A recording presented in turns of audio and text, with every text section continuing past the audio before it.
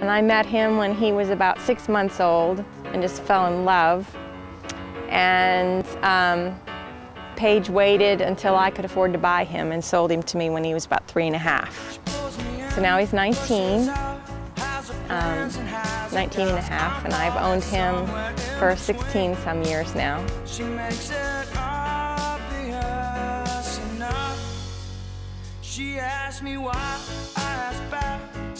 He's my baby. I've had him for the 16 years and I still watch him and cry because I can't believe that he's mine. I'm just really thankful every day that I have such a companion and such a sweet horse. And I don't even want to think about the time when I have to make a decision to get a different horse or another horse. It's just the way he looks at me. I don't know. He knows I'm his person. And he can hear my car pull up and he whinnies and starts banging on the door.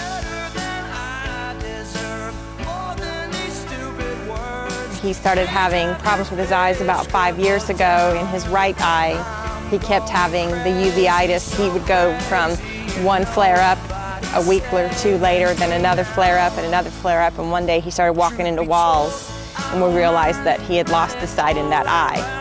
So we saw an ophthalmologist in Texas, and we tried to save the sight in the eye, but all we were doing was able to save the eye. So life was fine for the next 2 years. Nobody would even know that he's blind unless you really looked at him and saw that you could see the white inside his eye instead of just a regular eye. But as long as I rode him carefully or led him carefully, nobody would even know.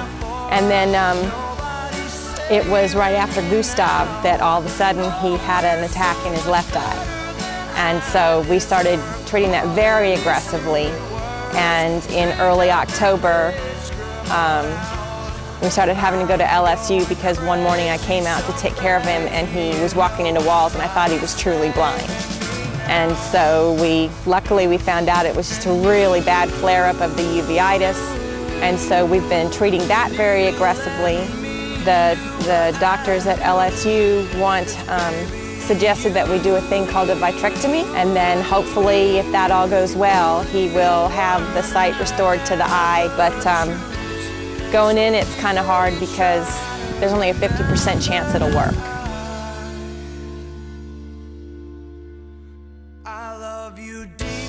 He's one of my children. I had him before I had my children, and so he's like my third child. So we're going to do anything we can to try to keep his sight or at least have his quality of life. So we're just going to pray for the best and do the surgery.